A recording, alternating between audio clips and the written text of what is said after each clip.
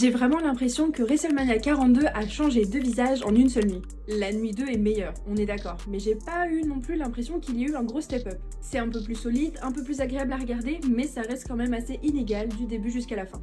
Et surtout, j'ai vraiment pas du tout eu l'impression d'être devant un WrestleMania. Il y avait de bons matchs, de bons moments, mais ce côté grand spectacle un peu unique, je l'ai trouvé absent. Ça ressemblait plus à un bon show qu'à le show de l'année. Il y a quand même plusieurs trucs qui m'ont marqué. Le ladder match pour le titre intercontinental, pour moi, c'est un des gros highlights du week-end. Et c'est exactement ce que j'attends à WrestleMania. Du spectacle, du rythme et des moments mémorables. Et puis, le match d'Obafemi, honnêtement, c'est celui que j'attendais le plus. Surtout avec un adversaire comme Brock Lesnar, il y a vraiment du potentiel. Le match est solide, le résultat est fort, mais je ne peux pas m'empêcher d'être déçue par la durée. J'ai vraiment l'impression qu'ils sont passés à côté d'un truc marquant, juste parce que ça n'a pas duré assez longtemps. Après, tout n'est pas parfait. Il y a encore des matchs trop courts, pas assez développés, et au final, je trouve que ça empêche le show d'être mémorable du début jusqu'à la fin. Et je vous avoue que c'est un peu frustrant parce qu'il y avait quand même de très bonnes bases. Et le main event de la nuit 2, c'est pour moi le moment où le show prend une autre dimension. Roman Reigns contre CM Punk, ça fait le job du début jusqu'à la fin. Rien de surchargé, rien de trop, juste un affrontement intense, physique, avec une vraie histoire du début jusqu'à la fin. Punk s'accroche jusqu'au bout, il finit par céder et Roman gagne le titre. C'est simple,